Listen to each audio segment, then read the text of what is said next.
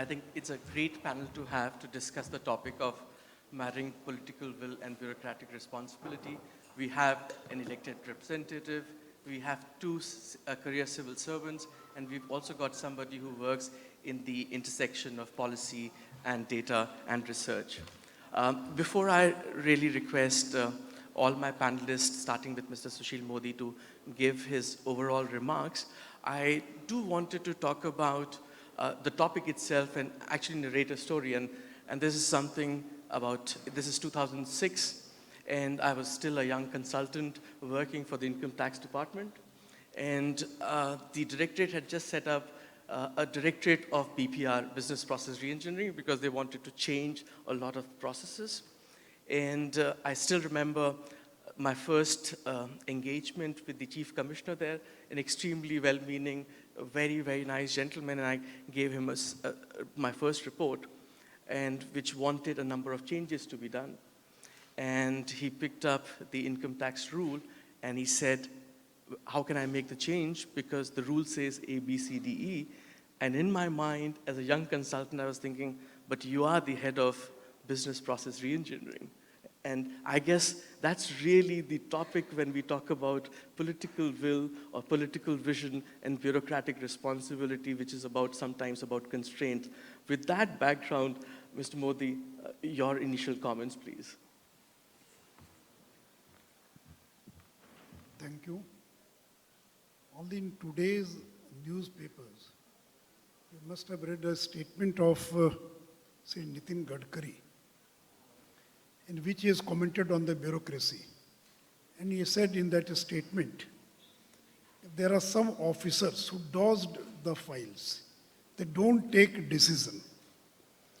They sit on those files for years and months. And he's compared with the Bapu Nadkarni, the famous cricketer. And he said that Nadkarni used to stay on the crease for the whole day. But at the end of the day, the total score was only 40. So this is also one part of bureaucracy, which don't take decision. And the other part, he said that कुछ लोग हैं जो file पर they write on file in such a manner कि कोई अगर अच्छा काम भी होने वाला है तो काम रुक जाता है. तो दोनों तरह के अनुभव हम लोग के पास हैं.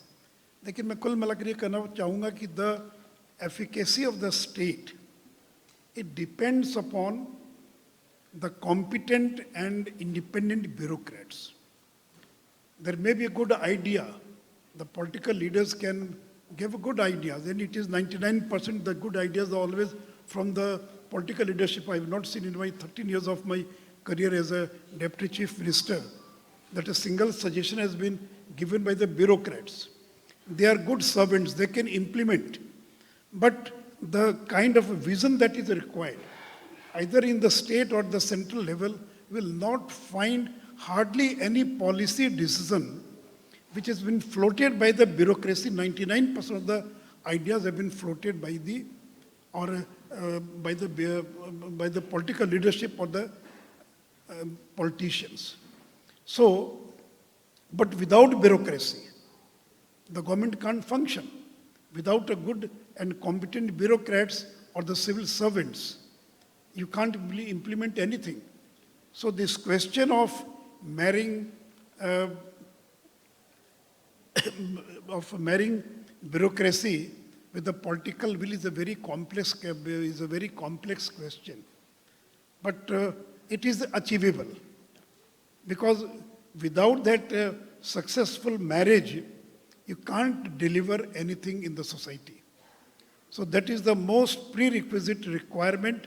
If you want to deliver, you will require a good bureaucracy, a competent persons as a civil servants. But in my long career, I have a very different kind of experience. And koi bura nahi mane, because many IAS officers are sitting here. I must say that the level of politics, the level of politicians is not very good, because they come from different kind of background. Some may be illiterate, some may be literate, but they have a different kind of exposure.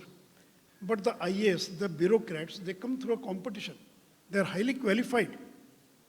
But I can't say about other states, but I have worked in Bihar. I can say that a good number of IAS, IPS or officers, they are very average. They may have qualified their IAS exams, they may have got a rank holder also.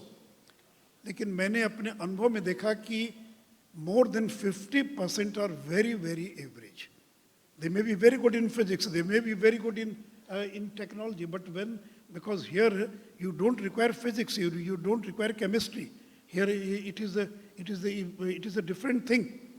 तो मैंने तो देखा कि जो IIT से पास अधिकांश आजकल IT वाले आते हैं IAS के अंदर, IPS के अंदर, लेकिन आप अगर उनका परफॉर्मेंस को अगर आप मार्क करेंगे तो बहुत ही very poor performance.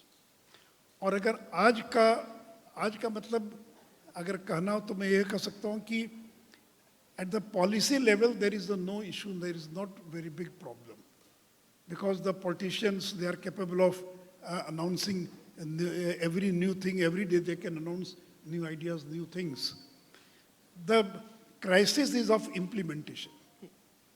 So good ideas are there, but there is a crisis of implementation. And here the role of civil servants starts, because it is they who will have to implement those ideas. और civil servants को देखें तो level 1 IAS IPS, level 2 state officers, level 3, and it is the level 3 which has to actually implement. They are on the ground. And I can say frankly that at the ground level, most of the bureaucrats at the ground level, I'm not talking at the top level or the middle level, at the ground level where there is interaction with the public, where is the last mile delivery.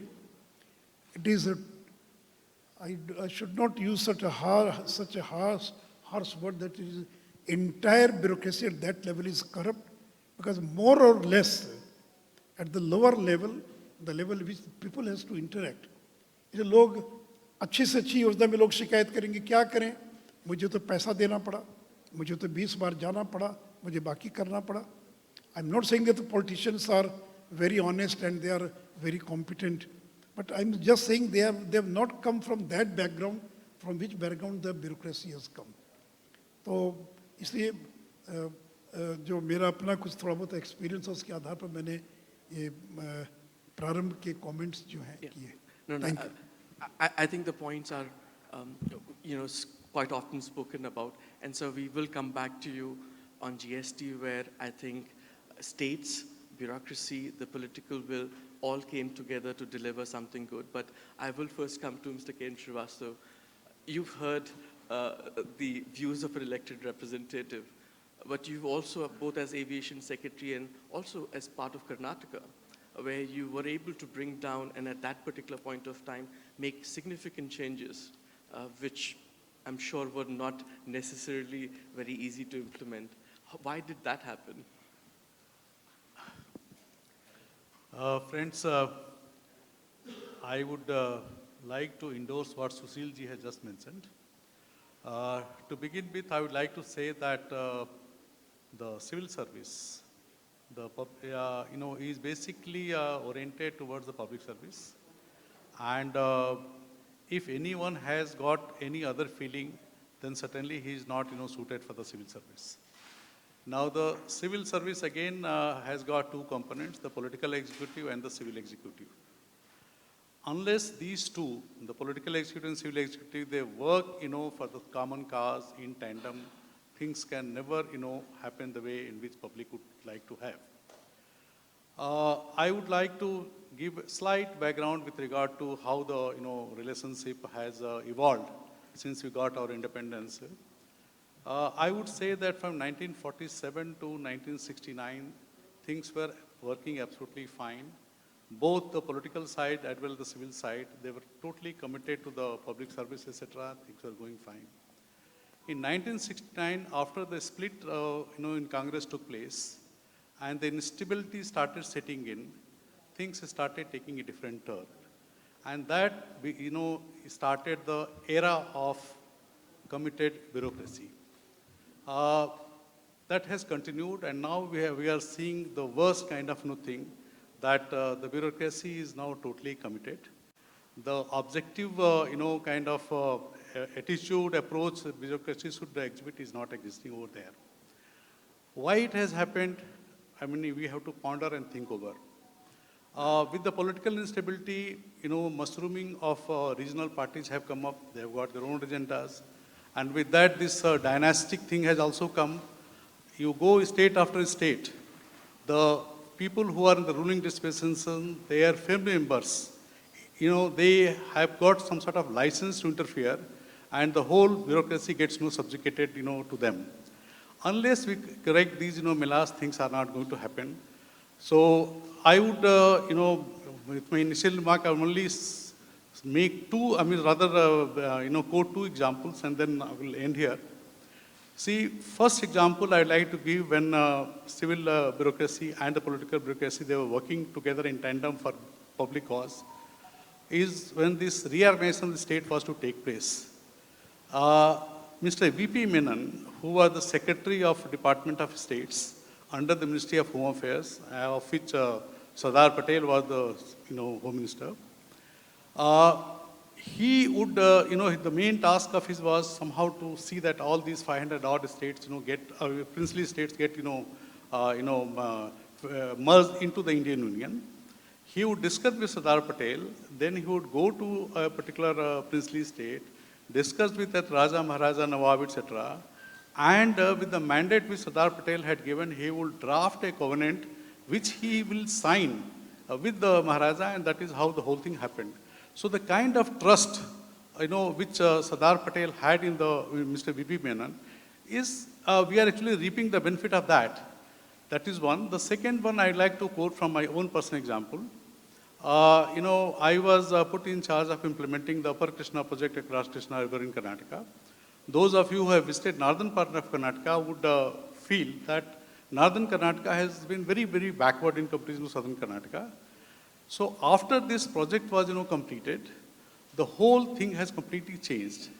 The Almaty Dam, the development of some 15 lakh acres of command area, drinking water issues, everything got addressed. And this was possible because the then Chief Minister, Mr. S.M. Krishna, he gave complete freedom to us. There was zero interference of anybody.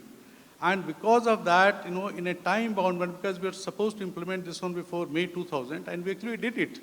Resource crunch came, we raised resources from the market, more than 20,000 crores. If I tell you that we raised money at the interest of 19%, you will feel surprised. But that was neither the hour. So this is another example where the political executive and the civil executive, they have got trust, faith in each other, and they are working for the public cause. Wonders can really be achieved. Thank you.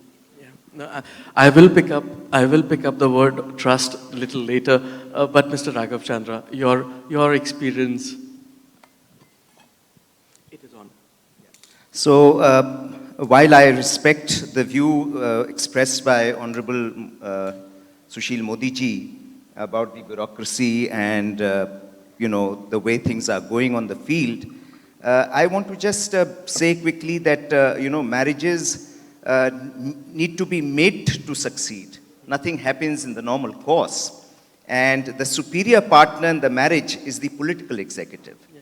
So where the political executive is clear about what they want, things succeed. And it has been my experience of 40 years in the civil service and now outside the civil service that both the political executive and the bureaucratic executive have the same essential principles, which is they respect and they have to work as per the Constitution of India. And they have to respect the rule of law, provide the rule of law so that there is security and dignity for the individual on the ground. But sometimes, and there is a misalignment of motivations and of interests, because whereas a civil servant is essentially wedded only to the Constitution and to the mandate that he is given, the political executive has a slightly, and we're talking academics here, we are not talking of this party or that party, or this government or that government. We find that the political executive caters to its political constituency and also the manifesto of the party, which the bureaucrat is not necessarily in a position to respect because he is wedded to the constitution. And so I'm not saying that it always happens, but those are the grounds for a divergence of thinking. And I have seen that, for instance, when the NATTRIP project was being implemented, which is the largest automobile testing track in Asia. And I remember coming with my Chief Minister, Mr. Babulal Gaur, and pursuing the matter. So when we went to Mr. Kamal Nath, who was then the Commerce and Industry Minister, he said, no, this should, if at all it has to come to Chhindwara. And I believe finally, the then Finance Minister or the Home Minister, Mr. Chidambaram, wanted to take it to Tamil Nadu. Mrs. Sonia Gandhi wanted to take it to Raebareli. So we got, finally, of course, we succeeded in getting to Pithampur, which was the right place, but it took an enormous amount of canvassing and effort to make that happen. So there is this target audience, which is different. Allocation of resources. Every transport minister, no matter from which part of the country he comes from, he sanctions the largest number of road projects for his particular state, whether he's from UP or Tamil Nadu or Maharashtra or wherever. Competitor management. The political executive may want to stymie the competition, whereas the bureaucrat has to look at the larger mandate and the public interest and the rule of law in a much larger ambit. So there is scope for this. The short point that I want to make is that where there is clarity of objectives by the political executive, like for instance, whatever the government has wanted, whether it is Jan Dhan or whether it is the UPI or whether it is FASTag or whatever. I mean, there are thousands of examples of spectacular performance by this government which have happened where there is a clear demarcation of what the government wants. Where there is no clear demarcation and where you want to fire on the shoulders of the bureaucrat, things don't work. So that's a short point, and I can give lots of examples to corroborate my point. Sure. Yamini, somebody, as I introduced you, you work at the intersection of policy and research. You've heard two viewpoints here, some of which may sound completely opposite to each other. But from your perspective, how do you see this? And also, I think Mr. Modi spoke about the frontline staff, which you've also spoken about in terms of the capacity. And really, that's the big issue when it comes to implementing intent. Your thoughts? Since I'm of neither party to this marriage, I can be the judge and arbiter. But the honest truth is that marriages are always hard, and mostly both parties are right, although each party thinks that they are right in their individual capacity, and I'm convinced the answer to a successful marriage is, at least in my case, if my husband would admit always that I am right. But the honest truth is that there is truth in both points of view. So maybe we shouldn't be asking, I think maybe we are asking the wrong question. To me, the really important question, and because I have the luxury of being a researcher, and which means I don't have to take a decision today, I can hang on for 5 years saying, abhi to hum research kar rahe hain. We can ask the deeper analytical question, which for me is, under what conditions does this marriage actually work, and when the magic happens? So let me put my point of view from the perspective of an experience I had, which for a lot of my work on this question has been very, very formative. I'm talking about 2009 or so. हम लोग actually Bihar में थे, सुशील मोदी जी, जब एक education पे चर्चा हो रही थी. The education minister, the chief secretary, the education secretary were all in the room together. And because I was just a young research associate, my job was just to take notes. So I observed this conversation, and without a doubt, this has been one of the most powerful conversations I have ever experienced on this question. Every actor in that room was determined to ensure कि बिहार के बच्चों को दुनिया की सबसे अच्छी पढ़ाई मिले. The question was how, and the discussion was around data that had emerged out of a study undertaken by Pratham and J-PAL on the effects of a summer camp on improving learning outcomes of students. And the question that confronted the minister, the education secretary, the chief secretary, all three extremely powerful individuals was, अब इसको school में routinise कैसे करें? And through this long-winded conversation, it lasted 3 or 4 hours. अंत में हम लोग थक गए थे और बोला कि चलो चलें. मगर सेक्रेटरी, मंत्री जी और चीफ सेक्रेटरी जी वो तो 2 और घंटे के लिए बात करने के लिए तैयार थे. We couldn't find the right answer. And somewhere along the way, there was a very important comment that was made, which was कि हम लोग सरकार में मिशन मोड पे काम करना जानते हैं. जब ऑब्जेक्टिव क्लियर है, टाइम पीरियड है, डेडलाइन है, तो झट से काम हो जाता है और उसका नतीजा सबके आंखों के सामने होता है. उसको जब रूटीनाइज करना पड़ता है, when you have to bring it into the system, when the rubber actually hits the road, that's where the challenge comes about. And the question for me then was, under what conditions can that marriage work from the top all the way down? Because in this particular instance, the conditions of that marriage were exactly there. The objective was clear, the politicians were in the room, ready to do something, the bureaucrats wanted to do something, all of us as public policy analysts talk about data. Data was there, we knew what we had to do. The question was, how do you implement it? And over the years, as I've tried to unpack that problem, I found there are conditions where this marriage works beautifully. अभी किसी ने digital Jan Dhan की बात की थी. When it comes to bypassing that front line, when it comes to taking a technology that can be a straightforward implementation, you get political bureaucratic will, elite consensus always. क्योंकि वो सीधा साधा, it's an easier thing to implement. And you can see that in the success stories of India. When it comes to doing things that require you to actually empower and capacitate the front line, जो बात मोदी जी ने हमारे सामने रखी, it's a very important challenge. That is where we constantly and consistently falter. We centralize too much, और इसमें, as an observer, I can say politicians and bureaucrats both do it. They are arch centralizers कि ज़मीनी स्तर पे चीज़ें नहीं होती. That is why we must centralize and tell people how to do things. And what that has done is that it has created an imagination at the grassroots कि ऊपर से आदेश आता है तो काम कर लेंगे. In fact, when we were in Bihar, actually, my colleague Vinci is here, we were interviewing district education officers, and Vinci came up with this insight. I didn't even notice this point. हमने एक district education officer से पूछा, क्या आप अपने स्कूलों में बच्चों की पढ़ाई के लिए कुछ कर सकते हैं, तो वो एक चीज़ क्या होगी? So he sort of listened, looked puzzled and said, सरकार चाहती है तो बहुत कुछ कर सकती है. And I kind of took my notes, walked out. Vinci said, as we walked out, मगर सरकार तो यही है ना.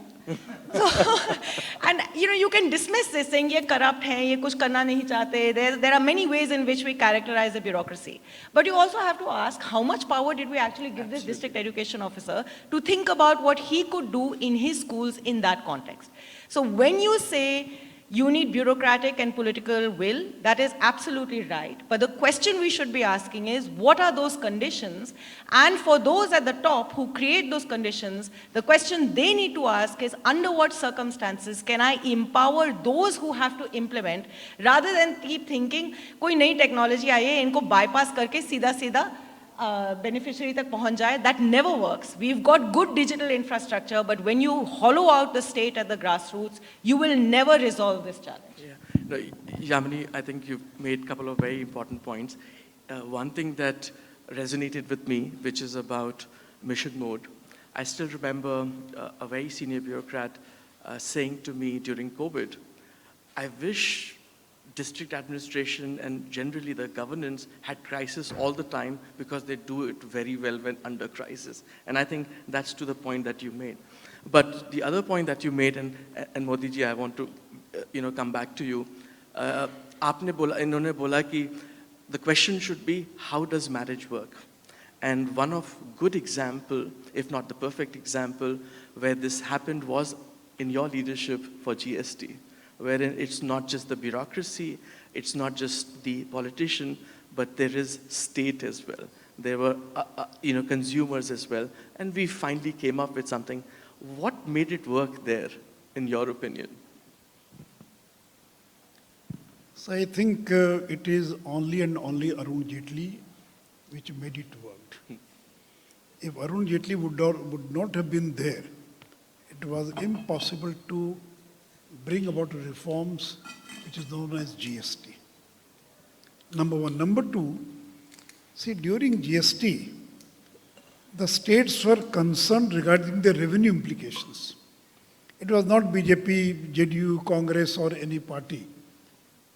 Like Maharashtra, the Bombay was earning about 5,000 crore as a octroi.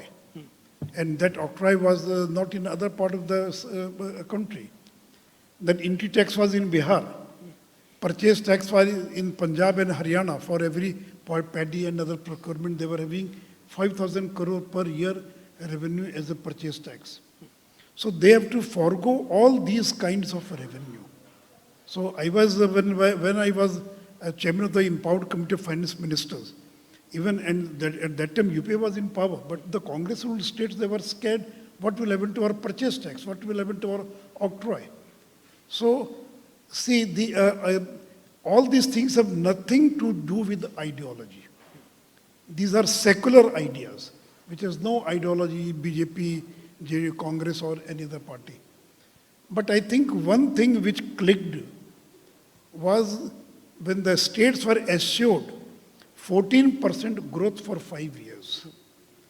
I think that was the master stroke, because pre-GST, the states were hardly having a growth of 8 to 9%, and they were assured growth of 14%, and that clicked. इसलिए in federal, when you cooperative federalism, you will have to take care of the states also. And see, in GST, it was not only the states which had to surrender their autonomy or their sovereignty. Many times I've read articles, the states surrendered their sovereignty. It was also the union government. Because the excise duty, which is a major source of revenue for the union government, that was surrendered by the union government. And now even the excise duty, which is now central GST, is being decided by the GST Council. So I think it is a very good idea of cooperative federalism. But then you require a person like Arun Jaitley. If you're arrogant, if you're not flexible, you may be intelligent, you may be sharp, but I would not name, because I worked for GST more than 8 or 9 years, because it started in 2009 or 10. I was associated with the Empowered Committee from the very beginning. So you require what Yamini ji and others were also telling, Srivastava ji, I think Raghav ji, कि जो political leadership है, clarity in mind and mission mode. See, ये जो bureaucracy है, ये हाथी की चाल से चलता है. हाथी क्या है? Large body, heavy body, धीरे धीरे चलता है. तो bureaucracy इतनी heavy है कि ये फास्ट मूव नहीं कर सकती है. इसको मूव करने में बहुत समय लगता है, डिसीजन लेने में, इम्प्लीमेंट करने में बहुत समय लगता है. It's moves like an elephant. So you require strong political will, and if there is a strong political will you can make bureaucracy work. लेकिन अगर स्ट्रॉन्ग पॉलिटिकल विल नहीं, इसलिए कहते हैं कि घोड़े पर सवार है. अगर घोड़ा कमजोर, अगर घोड़ा मजबूत है और सवार कमजोर है तो घोड़ा पटक देगा उसको, गिरा देगा उसको. तो इसलिए घोड़ा भी मजबूत चाहिए और घोड़े से ज़्यादा मजबूत चाहिए सवार. अगर घोड़े से थोड़ा ज़्यादा मजबूत सवार होगा, लेकिन क्या दिक्कत है, जिससे मैंने कहा कि ब्यूरोक्रेसी समझती कि ये पॉलिटिकल लोग मूर्ख हैं, अनपढ़ हैं, गंवार हैं, इनको कुछ नहीं आता है, करप्ट हैं, ये शॉर्ट टर्म आइडियाज़ इनके पास है. केवल इनकी कॉन्स्टिट्यूंसी को नर्स करना, और स्टेट लेवल पर तो उनको लगता है कि केवल ट्रांसफर पोस्टिंग, मंत्री को और कोई इंटरेस्ट नहीं है, केवल ट्रांसफर में, पोस्टिंग में उसकी रुचि है. तो ये जो ट्रस्ट की बात कही श्रीवास्तव जी ने, इट इज़ वेरी इंपॉर्टेंट. और ये देखा गया है कि if is a person is competent and if you have a strong trust in that officer, और देखिए अंततः तो करना उसी को है, चाहे वो नरेंद्र मोदी जी हों या नीतीश कुमार हों या देवगौड़ा कोई हो, लेकिन आपके आइडियाज़ को तो अल्टीमेटली इम्प्लीमेंट करेगी ब्यूरोक्रेसी. लेकिन आपको हैंड होल्डिंग करना पड़ेगा if the bureaucracy is not that competent. और एक बात और मैं कह दूं कि in the southern states there is a difference between bureaucracy of southern states and the northern states और ईस्टर्न स्टेट्स. श्रीवास्तव जी ने जैसा बताया कि शायद इन्होंने काम किया कर्नाटक के अंदर जो है, तो मैं देखता हूँ कि Tamil Nadu, the bureaucracy is so strong, so powerful, and everything is in place. It may have taken 30-40 years. Mid day meal scheme में अब वहाँ करप्शन या गड़बड़ी 1% होगी. और हमारे यहाँ बिहार के अंदर, because mid day meal scheme was implemented only 15-20 years back, so it takes time to stabilise the system. और देखिए ब्यूरोक्रेसी की एक आदत है, अगर सिस्टम बन गया तो they work in that system. अगर प्रोटोकॉल्स बन गए, SOP बन गया, तब उनको काम करने में दिक्कत नहीं आती। मैं एक एग्जांपल देकर बात खत्म करूंगा। हमारे यहाँ बिहार में हर साल फ्लड आती है, लगभग हर साल फ्लड आती है। फ्लड में रिलीफ का काम होता है। अब रिलीफ का जो काम होता है उसमें परचेज कौन करे? तुरंत बर्तन खरीदना है, कपड़ा खरीदना, डिस्ट्रीब्यूशन के लिए फूड ग्रेन खरीदना है। अगर खरीदेंगे मार्केट में रेट कहीं ज़्यादा कहीं कम है, तो ब्यूरोक्रेसी को बहुत डर लगता है कि भाई कोई स्कैम हो जाएगा, कोई करप्शन में फंस जाएंगे। लेकिन जैसे ही हम लोगों ने 3-4 साल लगकर प्रोटोकॉल इस्टेब्लिश कर दिया कि फ्लड आएगा मई के अंदर, we start from February purchase और ऑर्डर प्लेस करना, परचेज करना, स्टोर करना, बाकी करना। अब बिहार में कोई दिक्कत नहीं है। 5 साल 7 साल से फ्लड अगर आती है तो everything is in place.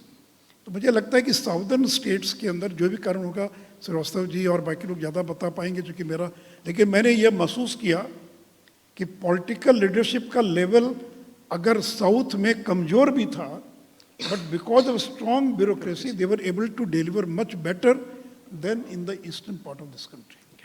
No, I completely agree. In fact, I have, as Yamini said, we've been working with political and bureaucratic leadership for a long time. And I think somewhere we often make the mistake of comparing education and intelligence to be the same, and which is not the case. And I think politicians typically represent grassroots intelligence, which is innate to them and which is extremely important to drive governance in the country. But coming back to civil servants, I really wanted to bring in 2 points and just get your response, whoever wants to go first. One is this whole idea that a lot of time policy, while the vision may come from from politicians, the policies is more often than not driven by the bureaucracy. It tends to take very supply-driven orientation because it's easy to control. Sometimes it may also happen because data is not available, because very often, the amount of data is there. And therefore, the objective of a policy and the implementation or the instrument are different. Let me just give you one example of that, and then I'll get your comment. There are policies in state, and center also has, for providing financial support to lactating mothers. The idea is, if you provide financial support, they can get the right nutrients for their delivery. But the instrument is DBT, which is cash, not that DBT is linked to what they can buy, because that was the objective of providing that, because the easier thing to do is the supply part of it. But your comments.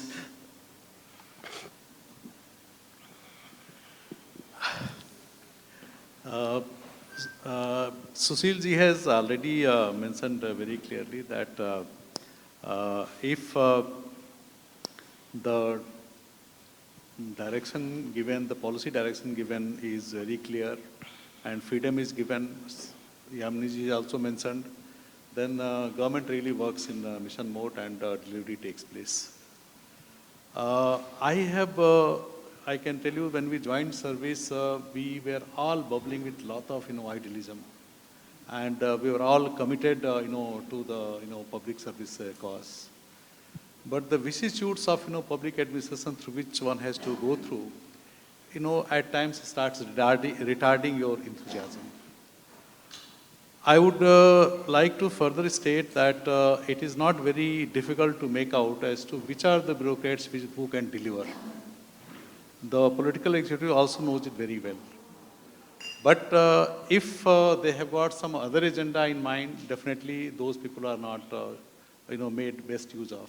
They're not given the kind of position they should be given, and tenure. Most important thing I would like to say, the tenure, stability of tenure. So if the intentions are pious, things can definitely work. मैं तो ये कहता हूँ कि गंगा को जो आप साफ कर रहे हैं, जब तक से गंगोत्री पवित्र नहीं होगी, गंगा आप कभी साफ नहीं कर पाएंगे. So what is really important is that a top leadership has to be really committed to the cause. Everything automatically will follow. Then you will be able to identify, recognize, the good, bureaucrats who can deliver, and things can happen. So, and one more thing I'd like to say, that nowadays another trend that has come, that the bureaucracy is quite scared of complaints which are being made, and the kind of protection which they used to have earlier, are not there. Uh, Complaint going to the CBC, to the CBI, to the C&AG, etc., and then the inquiry that follows makes many motivated bureaucrats also to get demotivated. So it is the responsibility of the political executive and also I would say judiciary to take note of it, and you should not do anything or pass any such order which really becomes a problem in the in the public delivery system. I would end by just quoting one chopai from Ramcharitmanas, and that gives a message to all the bureaucrats. The chopai is like this: Sachiv, Vaidya, Guru, Teen Jo. Sachiv, Vaidya and Guru, Teen. प्रिय भो बोले भय आस. ये तीन लोग यदि प्रिय बात करते हैं राजा के सामने, किस लिए? या तो भय के कारण या कोई आस लगा के बैठे हों. So what are the repercussions? राज धर्म तन तीन को हो ही बेगही नाश. राजा का राज चला जाता है, धर्म चले जाते हैं, और राजा का जो स्वास्थ्य वो भी खत्म हो जाता है.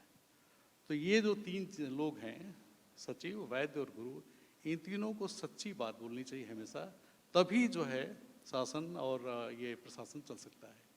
तो ब्यूरोक्रेट्स के लिए मैसेज ये है कि you must be honest as Raghav was saying, and really truthful to the constitution. You must say correctly whatever you have to say, and if you do not do that, then you fail in your duty. Why I mentioned judiciary was that there are certain cases. The case of Harishchandra Gupta. जब हम लोग university में पढ़ते Allahabad university में, he was our ideal. I mean, par excellence, highly intelligent. Throughout his service, probity has been his hallmark. But look at in that coal thing. All of us know as to what all happened in the coal. And whatever recommendation went there, ultimately it was approved by the minister and the prime minister. But when it was mentioned in the court said, नहीं आपने उनको mislead कर दिया. अरे भाई prime minister, minister they are getting misled. Then they are not worthy of holding those positions. तो यदि आप bureaucrats को protect नहीं करेंगे, अच्छे और बुरे में फर्क नहीं करेंगे, so these kind of problems will come. Yeah. Thank you. Ms. Chandra. I'll fully endorse what my senior colleague K.N. Srivastava Saab has said about protection of civil servants, clarity of approach and all that. And coming to your point specifically about, that particular scheme, where there is data available, civil servants have been able to use it effectively. And if they apply themselves consciously, I'm sure they can find an answer to it. And I feel that the public finance management portal and system is one of the greatest achievements of the present day government, that you are able to transfer funds directly to state governments instantaneously without there being any circumvention or any short circuiting in between, that you are able to create a DBT system. Okay, there may be some lacunae, as for instance in agriculture, I know DBT has created some issues. Because of which farmers are not able to buy urea and such like, because that's what they want to use it for. But all those these are very minor issues. The larger macro level thing has been done. Now it's the micro level tweaking which is required. But supplementing what Srivastava Saab had said, I'd say that a few more facets that we need to consider when we are talking of a successful program implementation is that whenever you create policies, you have to involve stakeholders. Yeah. And you've got to involve stakeholders right from the bottom up. Absolutely. You cannot impose a policy from the top. And we've seen, as we have seen in the past few days and months, that policies which have been superimposed, no matter how good they are, they've landed a cropper. And they've not been successful because there's been an unrest. So in fact, academics refer to it as the view from the balcony, but involving the opposition and going bottom up. So you have to have a larger view, but at the same time, you've got to have a microscopic approach to getting it and ensuring that it works. Your approach has to be, can't be a short-term approach to things. You have to be ready to take responsibility, which I've seen that whenever the senior political leader has been very clear. Now, I'll give you one small instance because that will, people will understand that. When I was Principal Secretary Revenue in the state government of Madhya Pradesh, they wanted to allocate a particular piece of land to an NGO which had political connections. Now, I opposed it. I said, look, I mean, this is an old school building, you cannot do it. So, I kept opposing it for 2-3 days. Finally, I got a communication that, look, you please, we are not preventing you from writing what you want to. Please write your adverse note. I wrote a long, nasty adverse note. I'm very happy to say the file was called up. They took it to the cabinet and got the approval of the cabinet, and that's perfectly legitimate. Absolutely. In a democratic system, I mean, if you're ready to not fire on my shoulders and take the onus and responsibility, I respect it. And I fully respected it, and I implemented it absolutely perfectly. So that's the kind of thing. You've got to design appropriate incentive structures. You know, and for a bureaucrat, despite what we may say about corruption and all that, I'm somewhat conservative in my thinking, and I feel that the greatest thing that you can incentive you can give him is recognition. Yeah. Applaud a bureaucrat, it means far more for him than money and monetary benefits. And stability of tenure, because, you know, we've seen transfers, people, you know, it's become a industry almost at every level.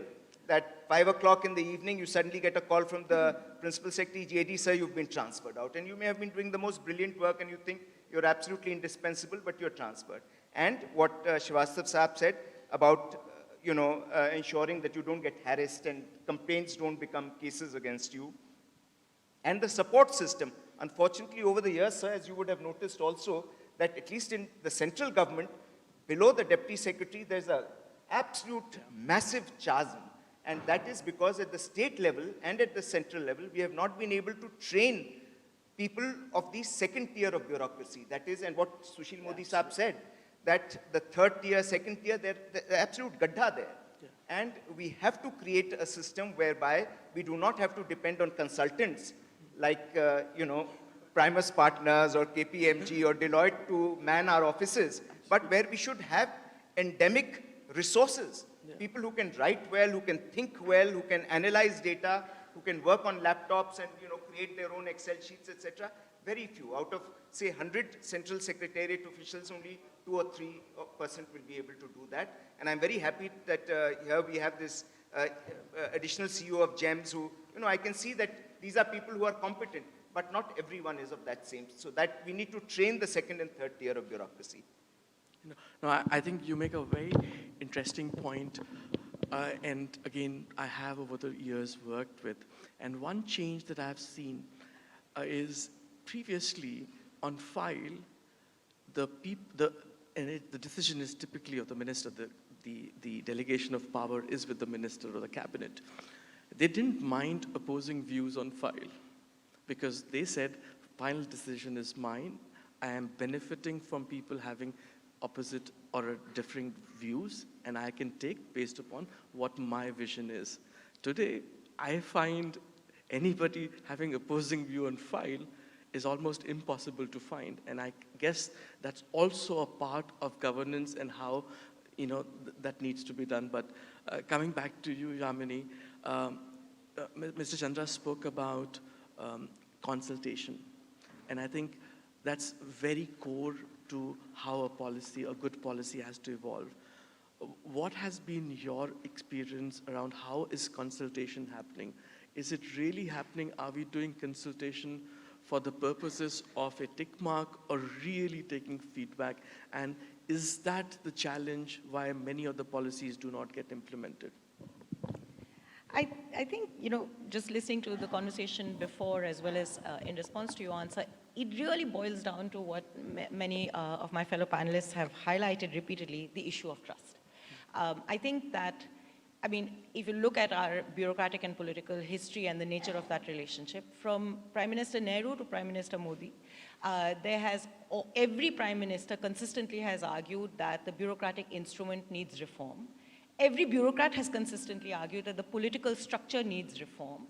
Bureaucrats and politicians collectively will say, keep our local governments are simply not able to do anything. Now उनमें capacity है, वो बहुत भ्रष्ट हैं. मैं अपना scheme अपने पंचायतों को क्यों दूँ, said one bureaucrat to me when we were arguing about decentralization, क्योंकि वो भ्रष्ट हैं. Matter of trust. Talk to bureaucrats, they will say मेरा BDO काम नहीं कर पाता, वो भी भ्रष्ट है, कुछ नहीं होता, मुझे खुद सब करना पड़ता है. Matter of trust. How have we resolved this problem? We have resolved this problem by taking an old colonial bureaucratic administrative practice of Kagzi Raj, which was also introduced for lack of trust, and reified it to a point that agar wo file mein nahi hai, if there isn't an order or a circular, nothing moves, neither the politician nor the bureaucrat. Sachai jo bhi ho. If the file exists, only then do processes move. We once collected circulars from Delhi government. We were studying some schools in Delhi. 8,000 circulars were issued in a period of 3 years. 8,000. Your average day as a bureaucrat starts with putting on your computer, because now it's all on MIS and online, logging into the system saying, आज के दिन का आदेश क्या है, उसके आधार पे मेरा दिन जाएगा. आदेश नहीं है तो ठीक है.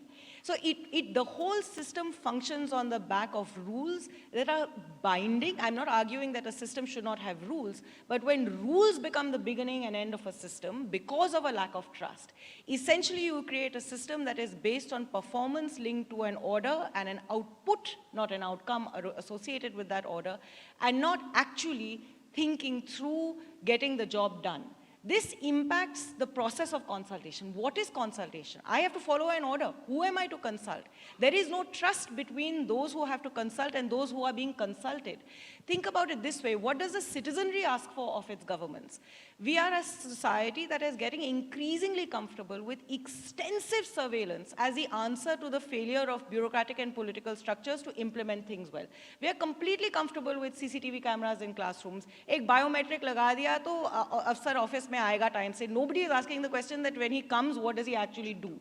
Right? So, and this seems to be a collective consensus. This is what we as citizens and voters ask for of our politicians and bureaucrats. This is what the political and bureaucratic political will is around, or bureaucratic will is around, how do you solve the implementation problem? Excessive surveillance, stick in some technology, something will happen.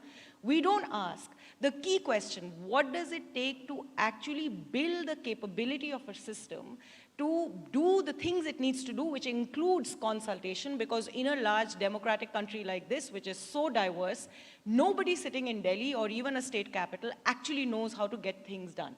A consultative system requires trust between the citizenry and their state, trust of the state of itself as well as its citizenry, to get out of a rule-obsessed, but only when that rule stops you from getting anything done. If that rule requires you to put some money into your pocket, you evade that rule nonetheless. That's the contradiction. But when you create a system that is obsessed with rules and reifies the rules as the end objective, you will never have effective and appropriate consultation that will arrive at a collective answer to how to solve a problem.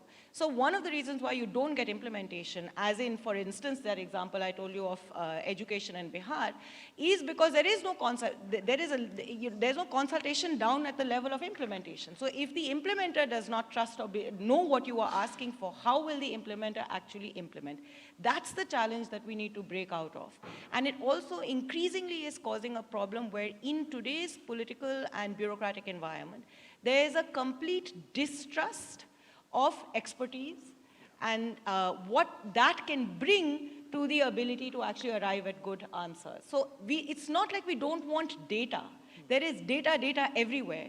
What we are hollowing out is the ability to actually use the data to analytically ask under what conditions can I effectively implement that program, and how best do I use that as a tool for consultation, क्योंकि वो rule में नहीं है. No, very important point, and I do want to take some questions from the audience. But just before I go to the audience, one last question anybody wants to answer. You know, I'm an engineer, mostly forgotten what I studied as an engineer, but one thing that I remember distinctly was in my electronics class, they said there's a concept called a feedback loop. Essentially, it says that no electronic or electrical system can be stable until there is a feedback loop which is working all the time, not once in a year, not 3 times, once in 5 years. And yet we have typically policies, especially in state government, which tend to be 5 years, 3 years, 7 years. in the world that we live in, how do we make our public policy far more, far more responsive to the environment changing? Now, bureaucrats have the problem of saying if I change too many times, questions can be raised about why I have to change policies. At the same time, the feedback is happening all the time. Anybody who wants to take that question? Can I give a quick one-line Yeah. answer? If the only answer to your problem is technology and more surveillance, you will never have a feedback loop. Biometrics are not people. They will not give you feedback. Decentralize and empower at the grassroots. I think Mohan. मैं दो विषयों की ओर ध्यान आकृष्ट करना चाहूँगा. One is regarding training. At the top level, there is a continuous process of training of the IAS, IPS to some extent. But at the lower level, once they join, at that point of time only there is a training for 6 months or 1 year. उसके बाद पूरी जिंदगी में कोई training नहीं है, कोई upgradation नहीं स्किल का, बाकी का. मैं स्टेट्स की बात कर रहा हूँ. स्टेट्स के अंदर जो है, जो ब्लॉक लेवल के ऑफिसर्स हैं, बाकी के लेवल के ऑफिसर्स हैं, तो कंटिन्यूअस स्किल का अपग्रेडेशन कैसे हो, ट्रेनिंग कैसे हो, number one. Number two, at the top level or even at the lower level, people centric, because the training of the bureaucracy, उनकी लगता ट्रेनिंग इस प्रकार की कि जनता से मिक्स मत करो. इसलिए अगर कोई मिलने आता हम लोगों से और कहते कि जाके सेक्रेटरी से मिल लो, तो सेक्रेटरी से मिलने के बाद वो दोबारा कभी ऑफिस आएगा ही नहीं. They are so reluctant for mixing with the people, going with the people. इसलिए ब्यूरोक्रेट्स टूर नहीं करेंगे. चाहे कि गांव में जाना पड़ेगा तो रहने के लिए सर्किट हाउस नहीं है, अच्छे मकान नहीं है. पीपल से मिक्स करना. In Bihar we launch the scheme of Janata Darbar. And जनता दरबार not only for the politicians, even at the thana level, even at the block level, each and every week we have to sit for 2 hours and meet the local people who want to come for any kind of a complaint. But they're so reluctant. So इसलिए training is very important, very, very important training at the lower level.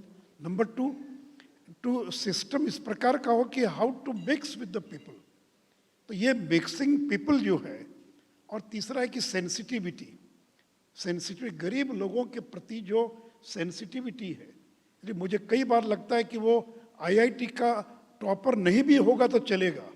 He may be a second rater, but at least if he is अगर उसके मन में गरीबों के प्रति दर्द है, दलितों के प्रति दर्द है, then he will be a better performance than a topper in the IIT और इन सम अदर कोर्स. और लास्टली जो इन्होंने एक बात कही कि मैंने फाइल पर अपोज किया, बिहार में there was hardly any opportunity where officers were allowed, not allowed, which is not good word to allowed, to put their views which is in opposition to what the government knows. उसका कारण क्या था? Before taking a decision, there was threadbare discussion with the bureaucracy. 2 घंटे 3 घंटे मुख्यमंत्री हम लोग बैठ कर पूरा डिस्कशन करते हैं और तब डिसीजन लेते हैं. और जब डिसीजन हो गया, then you can't oppose. You have to want to oppose, you oppose in that meeting. लेकिन एक बार डिसीजन हो गया, लेकिन जो कहा कि भाई आपने ऊपर से इम्पोज करेंगे, अपने स्टेक होल्डर्स के साथ डिस्कशन नहीं किया. मैं पार्लियामेंट में देखता हूँ कि जो bill which are being sent to the parliamentary standing committees for scrutinize and we interact with stakeholders, इतने बड़े इतने अच्छे अच्छे प्रैक्टिकल चीज़ें आती हैं जो बिल्स के अंदर नहीं थी, और जो स्क्रूटनी में जब स्टैंडिंग कमेटी में जाती है उसके बाद जो बिल निकल कर आता है वो काफ़ी बेहतर होता है. इसलिए ट्रेनिंग, डिसीजन मेकिंग, मान ये चीज़ें जो मुझे लगता है कि बहुत important. Thank you. Thank you so much. I'll just open up for a couple of questions if anybody has in the audience. I think there are, just briefly state your question and whom you want. I'm Pradeep Gupta. Thank you very much for this very insightful discussion. I have also worked in the bureaucracy, and I have a question. The issue of turf battle between the ministries. I have come across, because I have participated in group of ministers, where occasions where the ministries have different views and the decision gets affected. If you see the SEZs, the Commerce Ministry has a different perspective while the Revenue Department has a different perspective. And sometimes the decision gets delayed, and ultimately the economy or the entities down the line suffer. So about the turf battle, and that is rightful also, but how to resolve? Because I presume that the bureaucracy is mentored in the same institution. So some way, fundamentally, they are having the same thought process. Thank you. एक minute में केवल बता दूं, सारी problem आती है inter departmental, जहाँ 4 departments involve होते हैं वहाँ डिसीजन लेकर बड़ा डिफिकल्ट होता है. तो उसका एक ही तरीका है, see the entire system is PM oriented, CM oriented, DM oriented. तो इसलिए अगर मुख्यमंत्री के लेवल पर और मिनिस्टर चाहकर भी इंटर डिपार्टमेंटल मीटिंग नहीं कर सकता. So the inter departmental meeting can only be held under the chairmanship of chief secretary और the CM.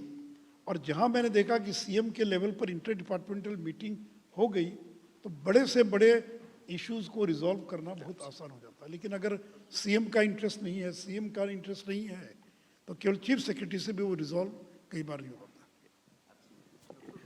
Yeah, no, I think it's very well. I think you had a question here.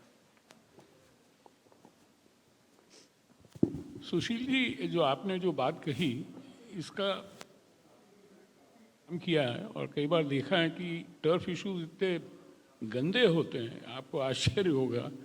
एक एक मंत्रालय में दूसरे मंत्रालय के बारे में जो बात करते हैं, आपको आश्चर्य होगा कि कई बार इसी कारण से कोऑर्डिनेशन नहीं हो पाता है.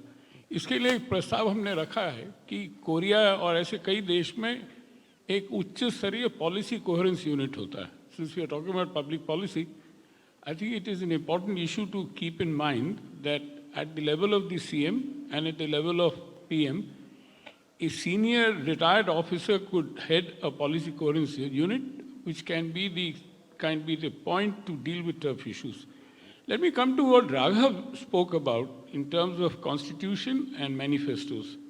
I don't think manifestos go beyond the constitution. Any manifesto of any political party is made keeping the constitution in mind, including what we plan to do.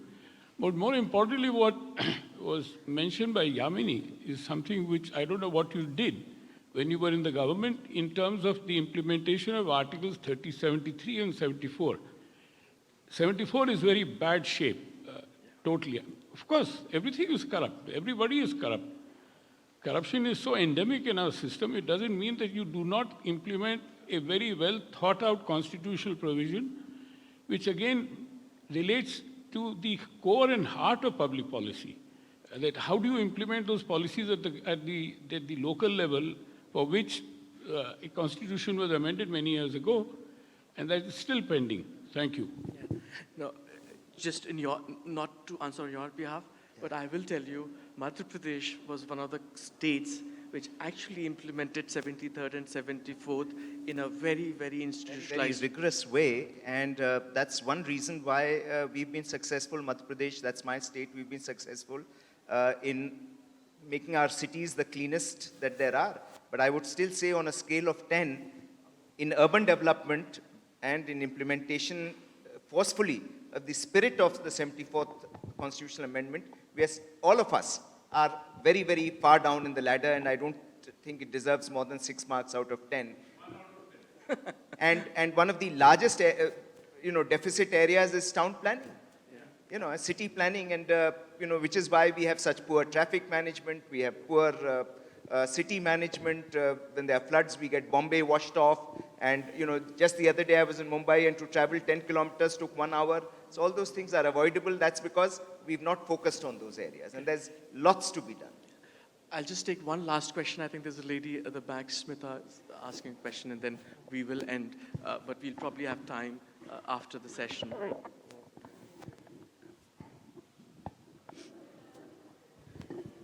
Thank you for Thank you for this opportunity. I wanted to bring in Sushil ji, आपने शुरुआत में कहा था कि the biggest challenge in public policy today is the crisis of implementation. And I wanted to highlight the quiet role of consultants, which has been criticized on the stage. To make any successful marriage work, also you need the quiet household help to do the cooking and the cleaning and taking care of the kids. Similarly, the consultants have stepped in and sort of have helped implementation for many, many large-scale projects. So going forward, जब हम समाज, सरकार और बाजार की बात करते हैं, तो समाज as a representative of the politicians, सरकार as a representatives of bureaucrats, हम बाजार से इतना क्यों नफरत करते हैं? Yamini, you gone public state, on Mint and put on, op-ed saying that, consultants are really bad for state capacity. So या तो tier 2 और tier 3 के public servants को consulting सिखाई जाए, या उनको, we collaborate with them and work together for these implementations. What are your views? Yeah, no, it's a very interesting point, because if you look at the grassroots of governance, it's at block and district. But if you look at where the consultants typically work, it's the mantralayas and the state capital. Yeah, absolutely. Yeah. No, I entirely agree with you that the consultants have got a very vital role to play in the governance structure. And none of us have said that consultants are not welcome. Actually, without them, things cannot really happen. What was being talked about is that a tendency has now crept in the government that even for the trivial things also, the government is leaning upon the consultants. Whereas those things should be addressed to by the inherent inside capacity within the government. So only to that extent. But the role of the consultant is definitely, going to be there. It has always been there. It will remain always. I think the last word to the lady, and then we will wrap up the session. So 2 points I wanted to make. One, on this issue of consultants, or just put it as external actors that are actively engaged with the state. As a research institution that works on policy, we play a similar role. I think the challenge that I have been trying to highlight in some of my writing on this is a question we have to ask ourselves as well as of state to ask. At what point do the boundaries get blurred between providing expertise and providing a certain skill set or talent pool that government may not have to becoming government? I fear we as actors in this process risk becoming government all too often, also because those who support us keep asking us for impact, and impact in their minds is not having a conversation like this. Impact in their minds is kaun sa rule aapne likha. So there's a whole ecosystem challenge that has to be made, and what it addresses and what it does is it hollows out any effort to build the local state capacity. So what Sushil Modi ji was saying to us, ki training hi nahi hoti. Where are everybody goes to Labasna to do training. What is happening with the ATIs? Administrative training institutions across most parts of the country are moribund, dead, and very rarely will you see BCG, CPR or anybody sitting over there actually trying to build the capacity of that state. Antpan mein hum log to nikal jate hain. Who is left behind? And it is also a challenge that the IAS has, which brings it into a vicious cycle ki mujhe 3 saal mein, 2 saal mein kuch kar dikhana hai. Nobody in my structure can actually be the person to implement. I will bring somebody from the outside, and trust, which is already at a low ebb, completely breaks down. On the issue of silos, just wanted to very quick, just 2 days ago, I was in a village in Meghalaya at a intersectoral, interdepartmental block level meeting. And one of the really interesting things that we were talking about on how to, because this departmental issue is not just Delhi or state capital, it runs all the way through. How do you actually create a meeting that is useful, that gets departments to start talking to each other? And one suggestion somebody had was so simple, we never thought about it. Can you move the chairs in a circular way so we can look at each other rather than always sitting in rows like this कि कोई बाहर से हमारा health secretary आएगा, DM आएगा, वो अपना lecture देके हम लोग सुन के आधे लोग सो रहे हैं पीछे वाले और वो चले and there's no conversation. So if we can actually incorporate these small things, it will culturize a process of deliberation and dialogue, not a process of rule and hierarchy. That's the only way this problem will be solved. Thank you so much, Amni. I can tell.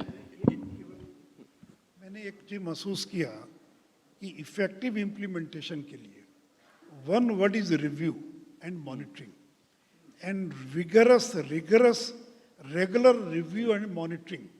अगर ये केवल एक मंत्र जो है अगर सरकार में रहे तो मैं समझता हूँ कि डिलीवरी बहुत फास्ट और बहुत अच्छी हो सकती है. बिल्कुल. So I think we will. I just want to give a loud round of applause for the panelists. Clearly, Yamini, nobody was sleeping here today. But thank you so much. Over to you, Veronica.